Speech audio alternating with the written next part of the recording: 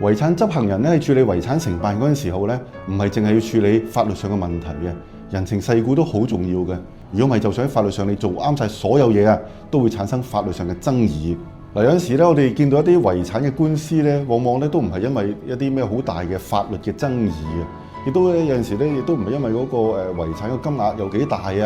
啊，個分配係咪公平啊咁樣。好似我哋見到咧，好不幸地咧就係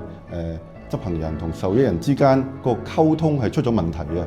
有陣時咧，當受益人咧收唔到一個進度嘅報告啦，佢都唔知整個程序會持續幾耐。咁佢有陣時佢要求嘅帳目啊，交代嗰個帳目咧，亦都得唔到呢個遺產執行嘅回應咧。咁好多時咧就會產生一啲不安啦，好自然嘅。